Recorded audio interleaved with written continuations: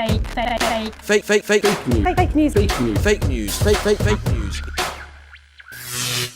Hello, I'm Hugo. And I'm Sam. Welcome to Fake News, Fact and Fiction from BBC Learning English. In this series, we're looking at a topic that's on the tip of everyone's tongues, fake news. Yes, fake news. We'll find out what it is and what it isn't. We'll look at where it comes from and how it can be dangerous. And we'll also show you how you can become a fake news detective with tips and suggestions for developing your critical thinking skills. We're starting today with the look at the word fake itself. What does it actually mean and how do we use it? Over to you, Sam. Okay, well, actually, thank you, Hugo.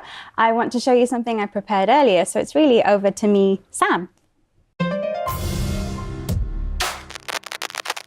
So what do we know about the word fake? The word fake is first recorded in the late 18th century. It's slang used by criminals in London with meanings connected to their illegal activities.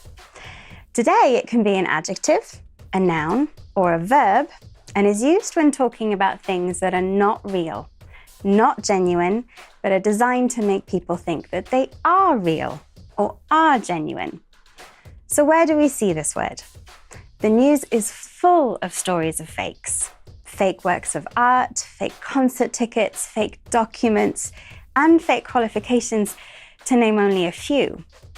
In some places, you can buy fake designer goods, either knowingly or unknowingly. However, those looking for a bargain could end up with dangerous fake goods or even fake medicines. All these kinds of fakes can be called counterfeit. Being fake isn't always for criminal reasons, though. People and how they act can be called fake too, like smiling, laughing, being injured, and even Yes. not confident but want to ace that job interview, fake it till you make it. And sometimes what is fake is more ethical. For example, if you wear fur, is it real or fake? Fake fur is regarded to be more ethical, so much so that real fur is sometimes labeled as fake.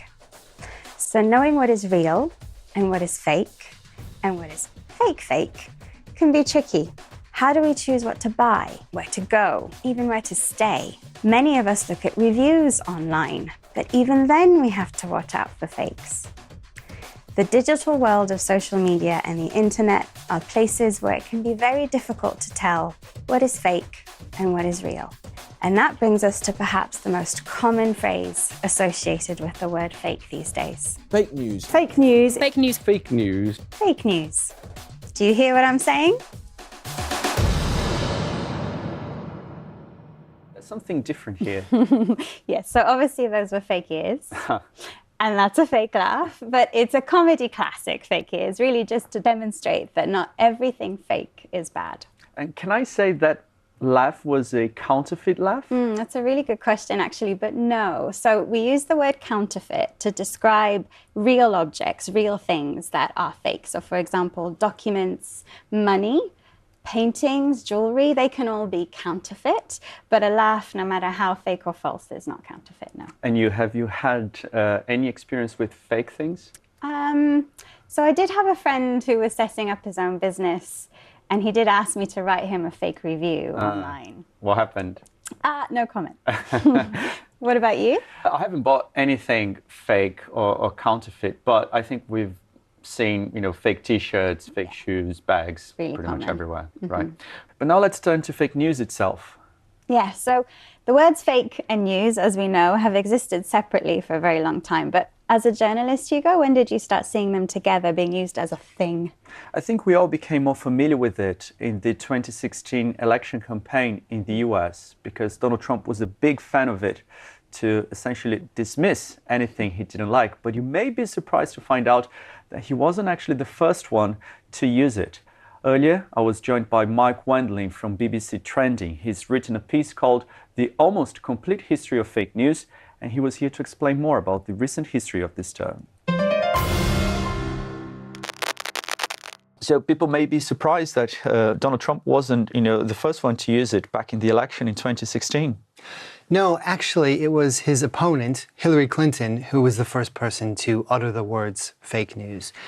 And she was describing a process by which people were inventing stories and they were going viral on social media. These stories were fake. They were being written.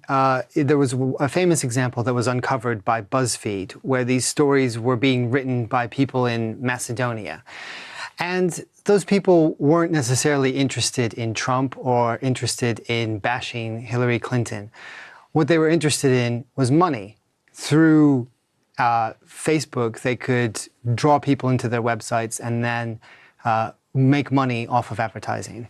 And that's why they wrote these sensationalized, completely made up stories that we now have come to know as fake news. And misinformation, fake news has existed for many, many years, right? But now the difference is social media and how easy it is to, spread this kind of disinformation. That's right. There's always been mistakes, propaganda, spin, or just lies by political candidates. That has always existed. This is a new type of information and a new type of how information spreads online. And what that means is that it can be spread faster than ever before by people who might be anonymous or might be thousands of kilometers away.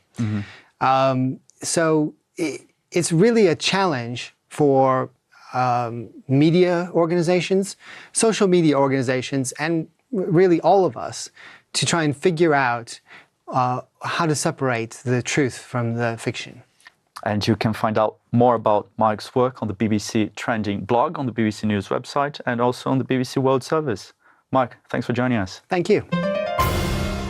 So Sam, what did you make about what Mike was saying there? I thought it was really, really interesting. And he mentioned words like spin and propaganda, which we are going to talk about more in a later program. But one word I wanted to pick up today was the term viral that he used. So viral is the adjective, and it comes from the noun virus, which, as you know, is a medical term.